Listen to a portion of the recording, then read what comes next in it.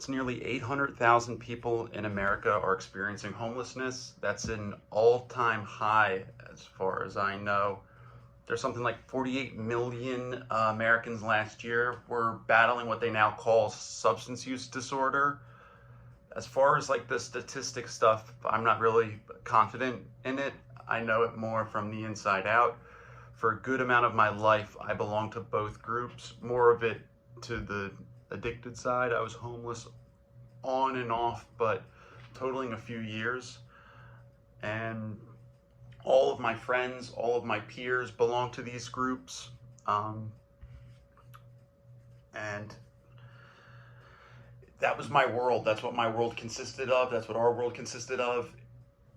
It's I'm now 3 years sober. I'm obviously housed. I obviously, I have a job and I have a girlfriend and I've built up a life and I'm still readjusting. And as far as I know, I'll be readjusting forever. I just kind of like accept this is who I am and this is what my life is going to be like now, as far as dealing with some of the repercussions of some of the decisions that I made.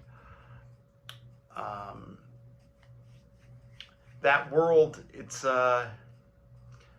speaking of that world, it's a place where the consequences are swift and severe, and if you were to ask me, often it was undeserved.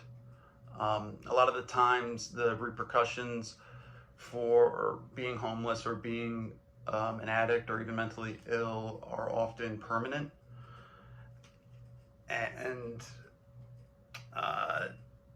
a lot of the people that I knew didn't deserve that. Like I can confidently say it. As far as they all listen, like they all knew the consequences better than any straight or square person, any sober person. They knew the risks, of what they were doing. That doesn't mean it was deserved, though. I think that people get that confused sometimes. I can't buy that means deserved. I knew too many sweet people. I knew too many funny people. I knew too many sincere and genuine and people that were full of promise and people who genuinely made the world a better place. And to what degree they were responsible, we all bear some responsibility, but the forces that swept them up and brought them to this state, like they vary from person to person, and a lot of them make sense. I'm not really too concerned with that. What I'm concerned is that they are here and that the world will be a better place with them. I simply want my friend alive, whatever happened to them that brought them to this place. How much of it is their fault? I don't like obviously you there's no really escaping that kind of responsibility, especially like if the way that it ends and the consequences that they faced. To talk about like somebody trying to like as if they're like escaping a punishment, I don't really understand that sort of logic.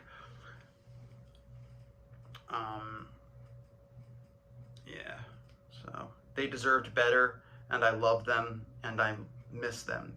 Being an addict or a homeless or a drug dealer or a prostitute, it gives you an access to this hidden side of humanity, right? Most of your business is done anonymously. A lot of the time, it's with regular people who then slip off on their lunch break or make some excuse and sneak away from their family, and will and beneath that sort of veil where they think that you're dealing with a person of like such little consequence and they trust you to keep their secrets. I've witnessed that a lot. No, I think a lot of the people you see, those people can be cruel. You see those people can be really cruel, and when they know that you won't tell, they can be kind of ruthless even, and you're exposed to this hypocrisy where these are like supposed to be the decent, God-fearing, moral, and fair people. And then when you see what's really going on beneath them, when there isn't, when they think that, when they believe like they're free of consequence or like accountability, or like they know they'll get away with it, or they believe they'll get away with it, they are like rabid dogs, they're like wolves. And what that can do to you, right? What that does to the marginalized or the vulnerable people is it's a dangerous kind of thing that happens, because you can become not only embittered, but it can turn you into this sort of it can make you cynical. You can give into that cynicism, and you might even feel justified in your behavior then, and you might lose any desire, whatever thin little thread that you had that was still connecting you to the society is destroyed, and then you feel like justified in it. And you feel like there is no justice, and you feel like there is no moral authority, and you're surrounded by so much death and destruction. And what I found personally to resist that was important, and the way to resist it was you have to take it upon yourself to try to behave justly, whatever you consider justly to be, and you also need to find it in other people. You have to like seek it out. That's an action. It requires action to try and find people that you see the good in them, and sometimes it can be like few and far between. It can be like difficult thing for me at the very lowest. When I was like homeless and track marked and hadn't showered or slept or eating out of garbage cans and like the whole nine. I was the most cliche kind of homeless drug addict you can imagine. That was me for years and years and years. And what I found was I found humanity in volunteers, in outreach workers, both secular and religious.